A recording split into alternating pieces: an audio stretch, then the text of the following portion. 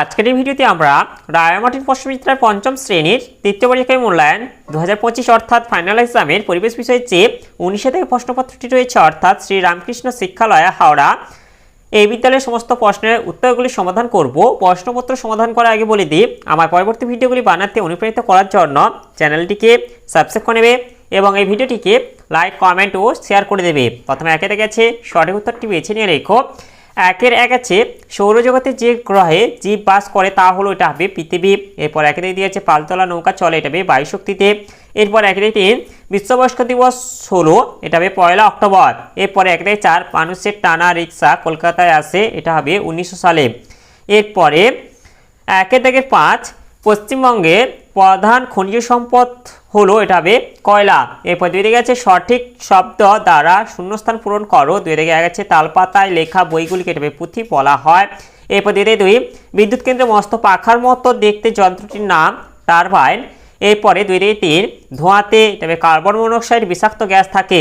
এরপর 2-4 জলকে জীবাণুমুক্ত করতে ব্যবহার করা হয় পটাশিয়াম পারম্যাঙ্গানেট। এরপর 2-5 2004 সালে ঘটে যাওয়া প্রাকৃতিক দুর্যোগটি হলো সুনামি। এরপরে 2-6 এটা হবে 14 বছর বয়স পর্যন্ত লেখাপড়া করা সকলের অধিকার। এরপরে 3 দিকে আছে বামস্তম্ভের সঙ্গে ডানস্তম্ভ মিলিয়ে পাশাপাশি সাজিয়ে লেখো। 3 দাগের একে আছে পশ্চিমবঙ্গে প্রথম ট্রেন চালু হয়, এটা হবে 1854 সালে। এরপরে 3 দাগে দিয়েছে সৌরশক্তি থেকে বিদ্যুৎ উৎপন্ন করতে ব্যবহার করা হয়, এটা হবে সোলার প্যানেল। এরপরে 3 যারা টাকার বিনিময়ে পরিষেবা গ্রহণ করে বা ভোগ করে তারা হলো, এটা হবে উপভোক্তা। এরপরে 3-4 চাঁদ হলো, এটা হবে উপগ্রহ। এরপরে 3 পাওয়া যাচ্ছে জীবাশ্ম জ্বালানি, এটা হবে পেট্রোলিয়াম। এরপরে 4 আছে পরস্পর সম্পর্ক নির্ণয় করো। 4 একে আছে পেট্রোলিয়াম প্রাণী থেকে আর এটা কয়লা হবে উদ্ভিদ থেকে। এরপরে 4-2 সাঁওতালডিহি তাপবিদ্যুৎ আর ঝালং হবে জলবিদ্যুৎ। এরপরে 4-3 প্রেসার কুকারের প্যাকেট, এটা হবে আইএসআই আর জেলিসিসিতে এটা হবে এপিও। এরপরে 4 সাইকেল, এটা হচ্ছে সাইকেল, এটা হ্যান্ডেল আর হচ্ছে নৌকার হচ্ছে এটা পাল। আর এরপর যেটা আছে এটা হবে সেফ ড্রাইভ সেফ লাইফ। এরপরে 5 আছে বেমানান শব্দটি খুঁজে লেখো। 5 গেছে কয়লা, পেট্রোলিয়াম, প্রাকৃতিক গ্যাস, এর মধ্যে বায়ুশক্তিটা হচ্ছে বেমানান শব্দ। এরপরে 5-2 এটা পানসিটা হচ্ছে এটা বেমানান শব্দ। এরপরে 5-3 সাইকেলটা হচ্ছে এটা বেমানান শব্দ। আর 5-4 যেটা আছে এটা হবে বৃহস্পতি হচ্ছে বেমানান শব্দ। এরপরে 6 আছে নিচের প্রশ্নগুলির একটি বাক্যে উত্তর দাও। 6-1 আছে আজ সকাল 9টায় মুখ্য জোয়ার হলে আগামীকাল ওই স্থানে মুখ্য জোয়ার কখন হবে, এটা হবে আগামীকাল সকাল 9:52। এরপরে 6-2 আছে প্রাকৃতিক উপায়ে পরিবেশে অক্সিজেন উৎপন্ন করে কোন জীব, এটা হবে ক্লামাইডোনাস। এরপরে 6-3 পীর সাহেবের অবস্থানকে কি বলে, এটা হবে মাজার বলে। এরপর 6-4 কোন পাখির পালক খুব সুন্দর, এটা হবে হুইয়া পাখির পালক খুব সুন্দর। এরপরে 6-5 কোন ধরনের কয়লায় ছাই খুব কম হয়, এটা হবে যে সমস্ত কয়লায় কার্বনের পরিমাণ বেশি থাকে সেই সমস্ত কয়লায় পোড়ালে ছাই খুব কম হয়। এরপর 7 আছে সঠিক বাক্যের পাশে সত্য আর ভুল বাক্যের পাশে মিথ্যা লেখো। 7 আছে সংসারে আর্থিক সমস্যা সমাধানের জন্য শিশুদের দিয়ে কাজ করানো উচিত, এটা ভুল হবে। এরপর 7-2 জীবদেহ গঠনের প্রধান উপাদান কার্বন, এটা সত্য। এরপর 7-3 চন্দ্রগ্রহণ হয় অমাবস্যা তিথিতে, এটা ভুল হবে। এরপর 7-4 কয়লার ধোঁয়াতে সালফার ডাই অক্সাইড থাকে, এটা সত্য। এরপরে 7-5 সূর্য থেকে পৃথিবীতে আলো আসতে সময় লাগে 8 সেকেন্ড, এটা ভুল হবে। এরপর 7-6 সূর্যই পৃথিবীতে সমস্ত শক্তির উৎস, এটা ঠিক হবে। এরপরে 8 আছে পার্থক্য লেখো, প্রতিটিতে 2টি করে। 8-1 আছে সূর্যগ্রহণ ও চন্দ্রগ্রহণ। এই যে সূর্যগ্রহণ চন্দ্রগ্রহণ বিষয় 1 হচ্ছে ধারণা, চাঁদের ছায়া পৃথিবীতে পড়ে সূর্যালোক বাধাপ্রাপ্ত হলে তাকে সূর্যগ্রহণ বলে। পৃথিবীর ছায়া চাঁদের উপর পড়ে চন্দ্রালোক বাধাপ্রাপ্ত হলে তাকে চন্দ্রগ্রহণ বলে। এরপর দিয়েছে সৃষ্টি, একই সরলরেখায় সূর্য ও পৃথিবী মাঝে চাঁদ এলে সূর্যগ্রহণ সৃষ্টি হয়। আর এটা হবে একই সরলরেখায় সূর্য ও চাঁদের মাঝে পৃথিবী চলে এলে চন্দ্রগ্রহণ সৃষ্টি হয়। এরপর এটা হচ্ছে তিথি, এটা হচ্ছে অমাবস্যা তিথিতে সূর্যগ্রহণ হয়, আর এটা পূর্ণিমা তিথিতে চন্দ্রগ্রহণ হয়।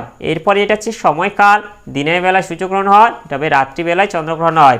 এগুলি থেকে তোমরা যে কোনো দুটি বলে দেবে, কারণ এখানে তোমাদের দুটি করে বলেছে তাই দুটি বলে দেবে। এরপরে 8 থেকে 2 যেটা আছে প্রচলিত শক্তি ও অপ্রচলিত শক্তি, এর পার্থক্যটি হলো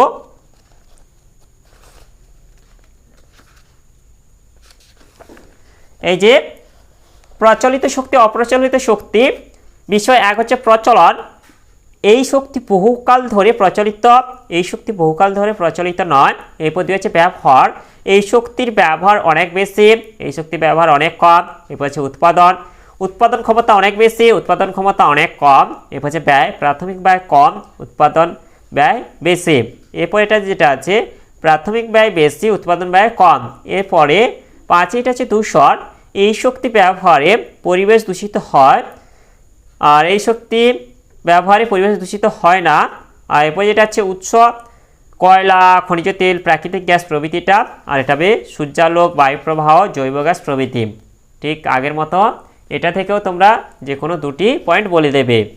এরপরে 9 দাগে আছে নিচের প্রশ্নগুলির উত্তর দাও। 9 দাগের 1 আছে সত্যজিৎ রায়ের বিখ্যাত সিনেমার নাম কি যেটিতে ট্রেন দেখানো হয়েছিল?